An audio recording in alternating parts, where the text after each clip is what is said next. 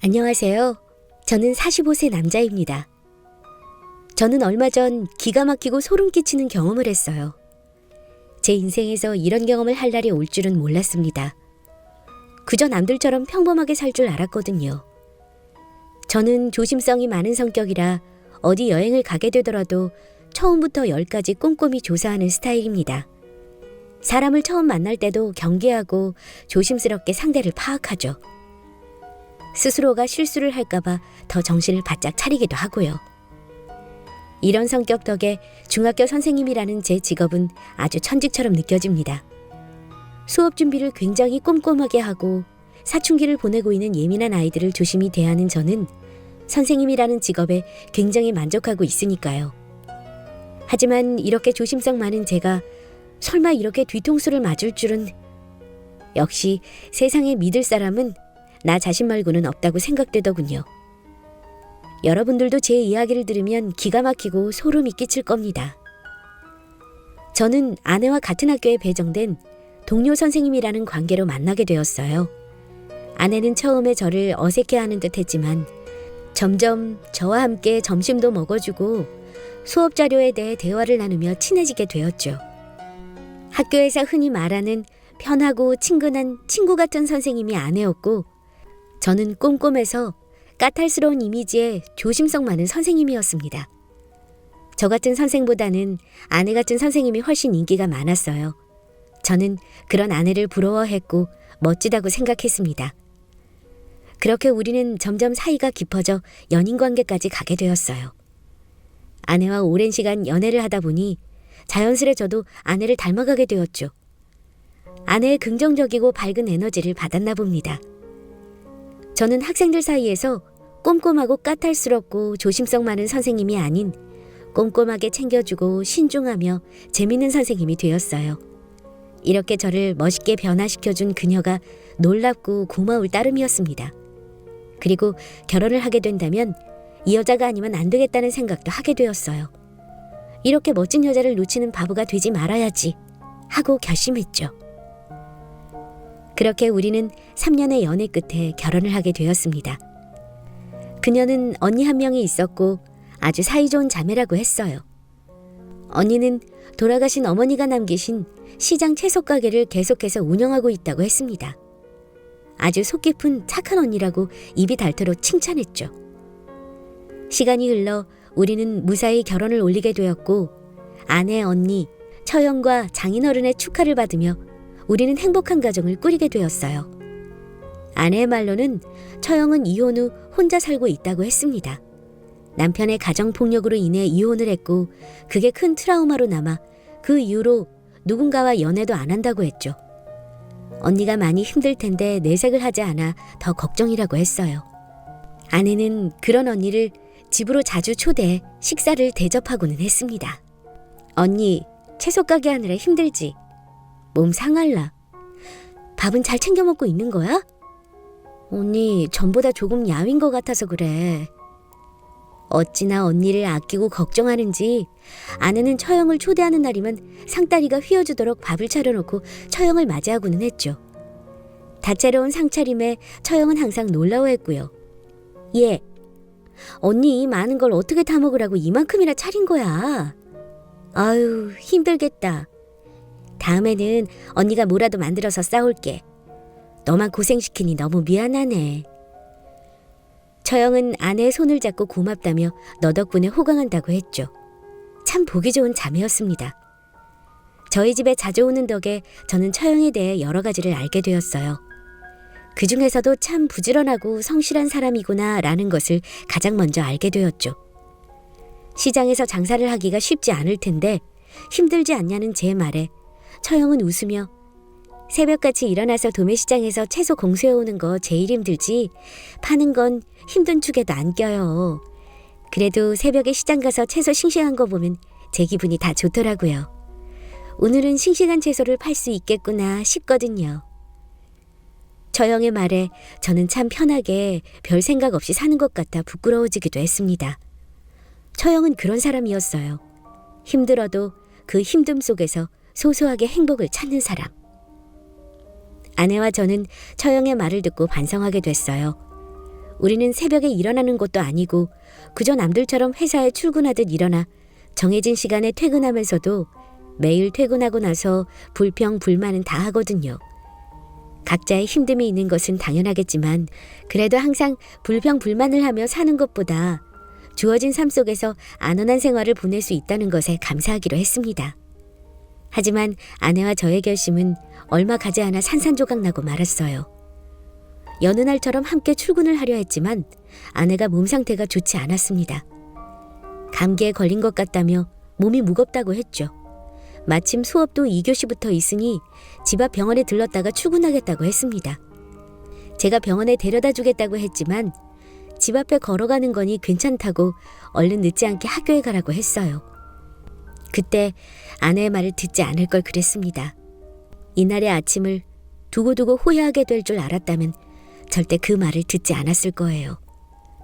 하지만 과거에 저는 멍청하게도 아내를 병원에 데려다 주지 않고 혼자 학교로 출근했습니다. 그리고 얼마 후 수업 중에 다른 선생님이 급하게 뛰어와 저를 불렀어요. 수업 중이던 저는 무슨 영문인지 모른 채로 그 선생님을 따라 복도로 나갔습니다. 그리고 충격적인 말을 듣게 되었어요. 방금 선생님 전화로 병원에서 전화가 왔는데 아내분이 교통사고를... 저는 그 말을 끝으로 전력 질주를 해서 교무실로 갔습니다. 핸드폰을 집어들고 아내에게 전화를 걸며 병원으로 향했어요.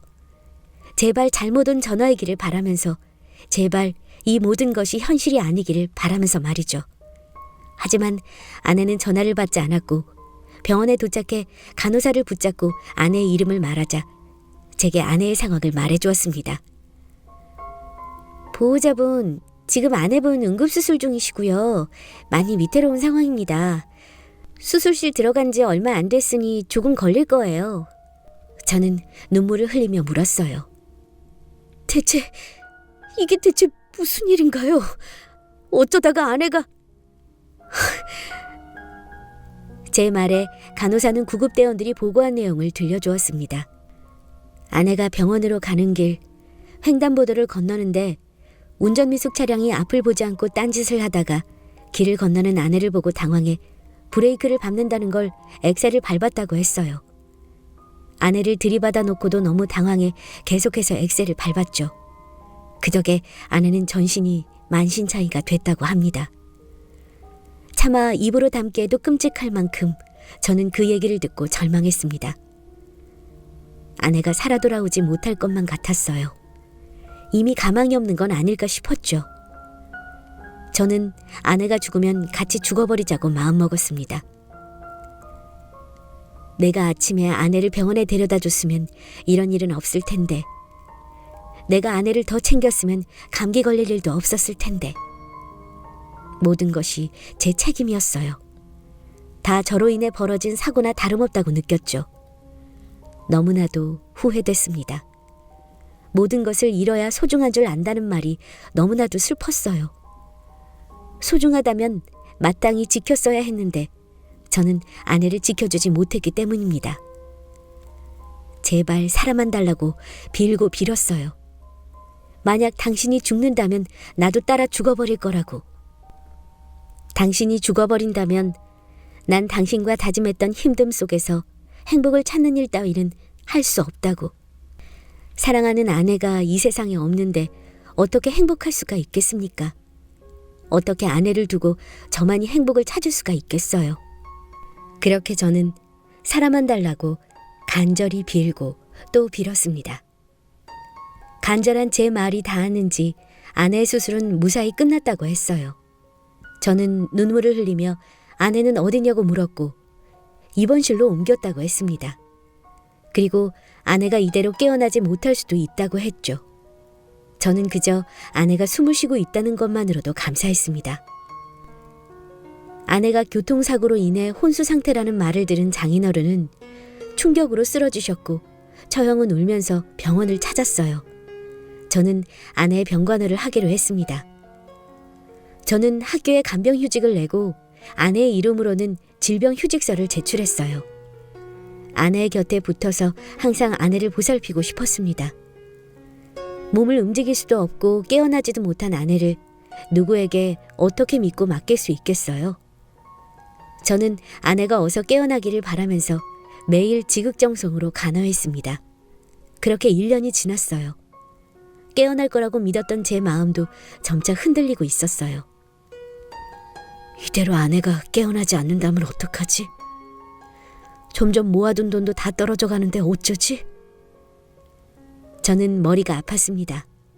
아내를 살리기 위해서는 돈과 시간이 필요했어요. 저는 초조해졌습니다. 점점 바닥이 나기 시작하는 통장 잔고는 제 숨통을 옥죄는 듯 했죠. 아내를 두고 일을 나가자니 아내를 돌봐줄 사람이 없었고 간병인을 고용할 수도 없었어요. 저는 결국 처형에게 연락해보기로 했습니다. 채소 가게로 일이 바쁠 텐데 이런 부탁을 하기 너무나 미안했어요. 아내의 간병을 부탁하는 것은 장사를 아예 포기하라는 말과 다름없으니 말입니다. 하지만 달리 방도가 없었기에 처형에게 전화를 걸었어요. 처형, 할 얘기가 있는데. 그래요? 병원이죠? 그럼 제가 병원으로 갈게요. 뭔가 많이 지친 듯한 목소리에 더 입을 떼기 어려웠지만 그래도 일단 말이나 해보자 하고 처형을 기다렸습니다. 오랜만에 본 처형은 많이 수척해져 있었고 눈 밑에 다크서클이 진하게 내려앉아 있었어요. 무슨 일이 있었던 건지. 하지만 지금은 속편이 근황 이야기나 할 때가 아니었기에 저는 바로 본론으로 들어갔습니다. 처형, 이런 말씀 드려서 정말 면목 없고 죄송하지만 제 아내 간병을 부탁드려도 될까요? 제가 퇴근하기 전까지만이라도. 제 말에 처형은 잠시 고민하는 듯 하다가 그래요, 그럴게요. 내 동생인데 나도 동생을 돌볼 의무가 있죠. 마침 요즘에 채소 장사를 접을까 말까 고민하던 차라 잘 됐네요. 처형은 흔쾌히 제 부탁을 들어주었습니다. 기대도 하지 않았는데 일이 이렇게 되니 제 숨통을 옥죄던 손들이 순식간에 어디론가 사라져버린 듯 했죠. 이제 숨을 돌릴 수 있게 되었습니다. 저는 처형 덕에 복직을 할 수 있었고 아내의 병원비를 벌 수 있었어요. 처형은 채소 가게를 접었는지 어쨌는지 낮 동안 아내를 돌봐주게 되었습니다. 하지만 처형이 어딘가 변한 것 같았어요. 퇴근 후 병원에 가면 처형이 누군가와 통화를 하는데 내용이 심상치가 않았습니다. 당신이 삽으로 파기만 했는데도 사람들이 줄을 섰다고 했잖아. 근데 일이 이렇게 됐어. 어쩔 거야? 무슨 소리인가 싶었지만 단단히 화가 나 통화 상대에게 고래고래 소리를 지르는 처형의 모습은 1년여 전과는 매우 달라 너무 낯설었어요. 그 이후로도 많이 바뀐 처형의 모습을 볼 수 있었습니다. 몸 건강을 그렇게 생각하던 처형이 담배를 시작했는지 담배 냄새도 많이 났고 전화기를 붙들며 인상을 한가득 쓰고 무언가 초조한 듯 다리를 계속 떨고는 했어요. 그리고 한 번은 낯선 남자가 처형을 찾아왔습니다. 이봐, 얘기 좀 하지? 그 남자는 별말 없이 처형을 불러냈고 처형은 아무 말 없이 그 남자를 따라갔어요. 저는 무슨 심각한 일이 있는데 차마 처형이 얘기를 못하는 건가 싶어 걱정되는 마음에 처형을 몰래 따라갔습니다. 그리고 들려오는 대화 소리는 처형이 처한 상황을 짐작할 수 있게 해주었죠. 오이, 갚을 때 됐잖아. 어? 그렇게 크게 처먹었으면 뱉어야지. 무슨 배짱으로 그러는 거야? 처형은 저 험상궂은 남자에게 큰 돈을 빌리고 갚지 않은 듯 했어요. 처형은 오히려 당당히 그 남자에게 호언장담을 했습니다. 곧 갚을 거야. 걱정 말라니까. 다 수가 있어. 걱정 말고 집에서 2다리 뻗고 잠이나 자. 저는 확신했습니다. 모르는 사이에 처형이 어떠한 계기로 바뀌게 되었고 예전에 아내와 제가 알던 그 사람이 아니라는 것을요. 그렇게 사이좋은 자매인데 아내의 병문안을 오지하는 것도 이상했습니다. 아내보다 더 중요한 무언가에 정신이 팔려 병문안은 생각도 못한 게 분명했어요. 저는 무슨 일인지 궁금하기도 하고 걱정이기도 했지만 처형의 일이고 제게 말해주지도 않으니 괜히 참견하지 않기로 했습니다. 그저 처형이 말해주기를 기다리기로 했죠. 그렇게 3개월이 흘러 저는 이상한 일을 겪기 시작했어요. 저는 아내의 병간호를 하느라 매일 병원에서 지내다 보니 집에는 오랜만에 들리는 거였습니다. 근데 우체통에 뭐가 잔뜩 들어있는 게 아니겠어요? 바로 카드 연체료 고지서가 잔뜩 날아온 겁니다. 독촉장도 여러 장이었고 채권 전담부서로 이관된다는 둥, 경찰 조사에 들어갈 거라는 둥, 알 수 없는 말들에 저는 카드사로 전화를 걸었어요. 대체 어떻게 된 거냐고 묻고 싶었죠. 그랬더니 제가 아닌 아내의 명의로 된 카드로 연체된 금액이 200만 원이라고 했습니다. 그로 인해 신용등급이 하락되었고 신용불량자가 됐다고 했어요. 저는 어리둥절해 물었죠. 제 아내는 교통사고로 1년여 전부터 병상에 누워 혼수 상태라고요. 하지만 카드사에서는 제 아내 명의의 카드로 꾸준히 돈이 쓰이고 있다고 했습니다. 아내분이나 남편분이 쓰신 게 아니라면 경찰에 신고하셔야 할 것 같다고 했죠. 카드는 이미 연체로 인해 정지된 상태라 더 빚이 늘지는 않았을 테지만 계속 납부하지 않으면 이자가 붙어 연체료가 늘어날 거라고 했어요. 저는 경찰서로 가 사건을 접수했습니다. 어떤 사람이 아내의 명의를 도용해 카드를 쓰고 다닌다고요. 그로 인해 병상의 아내는 신용불량자가 되었고 200여만 원의 카드 빚을 지게 됐다고 했습니다. 하지만 기묘한 일은 이게 다가 아니었어요. 시작일 뿐이었습니다. 아내의 입원이 길어지자 차라리 잘 들어오지도 않아 빈집이나 다름없는 걸 처분하기 위해 저는 짐을 싸고 집을 청소하는 중이었어요. 쿵쿵쿵쿵. 누군가가 세게 현관문을 두들겼습니다. 현관문을 열자 험상궂은 남자 2명이 서 있었어요. 그리고 다짜고짜 제 멱살을 잡고는 협박했죠. 돈 안 갚을 거야? 저는 돈을 빌린 적이 없었기 때문에 너무나 당황해. 예? 돈 빌린 적 없는데요? 누구신데 그러세요? 잘못 찾아오신 것 같은데 놔주세요. 라고 소리쳤습니다. 정말 당황스러워하는 제 태도에 그들은 혼란스러운 듯 보였어요. 뭐야? 여기 맞는데? 그들은 제 아내의 이름을 대며 당신이 남편 아니냐고 물었습니다. 저는 맞다고 했죠. 그리고 그들은 다시 제게 화를 내며 왜 아니 척해? 어쭈? 이사 가려나 봐? 이대로 돈 들고 튈 작정이었네? 당장 돈 갚아! 라고 했어요. 저는 침착하게 그들에게 말했습니다. 제 아내는 1년여 전부터 교통사고로 혼수 상태예요. 당신들한테 돈을 빌릴 수가 없다고요. 뭔가 잘못된 걸 거예요. 돈을 빌린 적도 없는데 빌렸다니요. 제 말에 그들은 더 흥분하며 말했습니다. 그럼 우리가 돈을 빌려준 게 거짓말이다? 우리만 떼먹히고 그냥 끝이다 이거야? 넌 모른다고 입 싹 닦으면 그만이다 이거냐고. 한두 푼도 아니고 3억이야 3억. 잔뜩 화가 난 그들은 저를 세게 밀쳤고 저는 그대로 뒤로 세게 넘어졌습니다. 그리고 다시 그 남자들의 얼굴을 올려다봤어요. 자세히 보니 둘 중 한 명은 뭔가 낯이 익었습니다. 어디서 본 것만 같았죠. 저는 그의 얼굴을 자세히 뜯어봤어요. 그때 처형이랑 있던...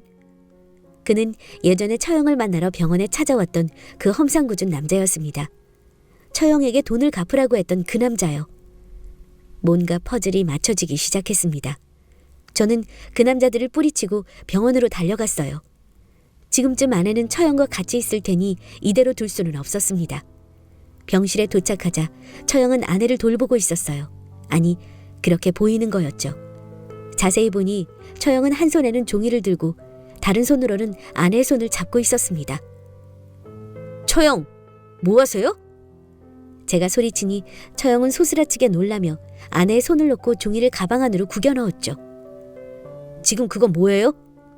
추궁하는 제 말에 처형은 땀을 삐질 흘리며 뒷걸음질 쳤습니다. 아무것도 아니에요. 제가 그 종이를 확인하기 위해 처형에게 가까이 다가가자 처형은 저를 밀치고 도망가 버렸어요. 저는 처형이 세게 뿌리쳐버린 아내의 손을 살폈어요. 어디 부딪혀 멍들지는 않았는지 걱정이 되었습니다. 그리고 저는 아내의 손을 확인하고 경악할 수밖에 없었어요. 아내의 손가락에는 붉은 인주가 묻어 있었습니다. 이로써 확실해졌죠. 처형이 아내의 명의를 도용해 카드를 만들고 돈을 쓰고 다녔고 연체로 인해 카드가 정지되고 신용불량자가 돼 웬만한 은행에서 대출을 받을 수 없게 되자 대부업체에서 3억을 빌려가기까지 한 거였어요. 그리고 방금도 아내의 지장이 필요한 일이 있어 저런 짓을 한 거겠죠. 저는 곧바로 처형을 경찰에 신고했습니다. 자신의 범죄가 들키자 도망을 가기 위해 자신의 집에서 짐을 챙기던 처형은 그대로 경찰에 붙잡혔고 도망의 우려가 있어 구속수사가 진행되었어요. 경찰이 조사한 처형의 이야기는 기가 막혔습니다. 채소 가게가 잘 되자 처형은 큰 트럭을 구해야 했고 아는 지인에게서 큰 트럭을 중고로 구매하기로 했다고 했어요. 하지만 그 지인은 돈을 받고 도망가 버렸고 그렇게 처형은 큰 돈을 사기를 당해버렸죠. 그로 인해 스트레스와 분노로 처형은 술과 담배를 시작하게 되었고 함께 술을 마시게 된 시장 아저씨에게서 불법 도박장에 대한 이야기를 듣게 되었다고 합니다. 한번 크게 따면 그깟 돈은 다 만회할 수 있다고 하며 처형을 꼬드겼다고 해요. 그 꼬임에 처형은 홀라당 넘어가 버렸고 도박에 빠져 헤어나오지 못하게 됐죠. 그렇게 쌓이고 쌓인 도박빚을 감당할 수 없게 된 처형은 골머리를 앓고 있었다고 합니다. 그때 도박장에서 알게 된 부동산 업자가 처형에게 제안을 했다고 해요. 삽으로 파기만 했는데 사람들이 분양받으려고 줄을 선 데가 있거든? 거기가 진짜 장난 아니야. 박 터진다니까. 나도 하나 사뒀는데 이건 억 단위로 이득 볼 것 같더라고. 요즘 아파트 금값이라는데 나중되어서 사면 절대 이 가격에 못 사. 어때? 살래? 부동산 업자는 처형에게 아파트 분양을 받으라고 했고 아직 지어지지도 않은 아파트를 분양했다고 합니다. 존재하지도 않는 집을 판 거죠. 하지만 처형은 그저 억 단위의 이득을 볼 수 있다는 소리에 기뻐하며 대부업체에서 돈을 빌려 갖다 주었다고 해요. 그 대부업체 직원이 험상궂은 그 남자였던 거죠. 하지만 얼마 후 처형은 자신이 사기를 당했다는 것을 알게 되었고 그 부동산 업자에게 따지자 그 부동산 업자도 잠적했다고 합니다. 벌써 큰 돈을 두어 번이나 날려버린 처형은 돈이 나올 구실이 필요했지만 더 이상 대부업체에서도 빌려주지 않아 곤란했다고 해요. 그리고 그때 마침 제가 처형에게 아내의 간병을 부탁했다고 합니다. 그때 처형의 머릿속에서 떠오른 생각이 이거예요. 동생 명의로 돈을 빌리면 되겠다. 동생 명의로 돈을 빌리면 되겠다. 처형은 동생을 간호하는 척하며 아내의 주민등록증과 통장, 인감을 훔쳐 아내의 통장에서 돈을 빼가기 시작했고 그 돈을 전부 다 써버리자 아내의 명의로 된 카드를 훔쳐 흥청망청 쓰고 다닌 거였어요. 그러고도 모자라 아내의 이름으로 대부업체에서 3억이라는 거금까지 빌려버린 겁니다. 어떻게 이런 일이 있을 수 있는지 끔찍했어요. 그렇게 사이좋던 자매가 이렇게 되다니요. 멀쩡하던 사람이 돈과 욕심에 찌들어 이렇게까지 변할 수 있다는 사실에 엄청난 충격을 받았습니다. 그렇게 부지런하고 착실했던 고운 심성의 처형이 한순간에 가족의 뒤통수를 쳐버리다니요. 경찰의 말로는 제가 목격했던 처형이 들고 있던 종이는 차용증이라고 합니다. 아파트 분양을 위해 대부업체에서 빌린 돈을 아내가 대신 갚도록 하는 서류를 써 아내의 지장을 찍으려 한 거였어요. 다행히 그건 제가 발견한 덕에 미수로 그쳤지만요. 저는 처형을 고소했습니다. 하지만 아내의 명의를 친언니인 처형이 도용해 금전적인 피해를 입히고 이용한 것은 친족 상도례의 법 때문에 처벌이 힘들다고 했습니다. 친족 간의 재산범죄에 대해 그 형을 면제해주는 이상한 법이죠. 이대로 우리만 피해를 보고 상처를 받고 배신을 당한 채 살아야 하나 싶었던 찰나 이 사실을 안 카드사와 대부업체에서 처형을 사기죄로 고소했습니다. 처형을 이대로 벌을 받게 하지도 못한 채 우리만 불행해질 거라고 생각하고 크게 절망했는데 정말 다행이었습니다. 아픈 아내를 이용해 돈에 미쳐 인간이기를 포기한 그 사람은 벌을 받아 마땅했어요. 이후 처형은 재판을 받고 사기죄로 징역 3년 6개월을 선고받아 교도소에 수감 중입니다. 처음에는 여기저기서 사기를 당한 처형이 불쌍하기도 했지만 아픈 가족을 팔아넘긴 거나 다름없었던 그 행동에 그저 악한 인간이라는 생각밖에 들지 않더군요. 처형이 교도소에 수감되고 얼마 후 기적적으로 아내가 눈을 떴어요.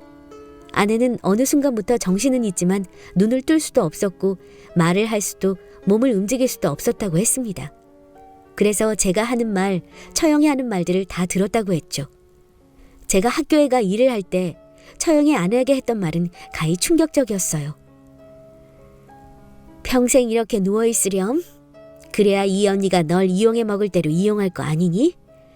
죽지는 말고 끈질기게 살아. 그렇게 중학교 선생님이라고 떵떵거리면서 날 무시하더니 잘 됐네. 내가 너 대신 돈 펑펑 쓰면서 살아줄게. 넌 그렇게 누워서 늙어가렴. 아내의 말로는 언니가 자신에게 자격지심이 심했고 남편에게 가정폭력을 당해 불행한 결혼 생활을 한 자신과 달리 부부 사이가 좋았던 우리 부부를 질투했다고 합니다. 처형은 돈이 필요한 것도 맞았지만 아내에 대한 질투심으로 더 크게 돈을 빌리고 흥청망청 쓴 듯 했어요.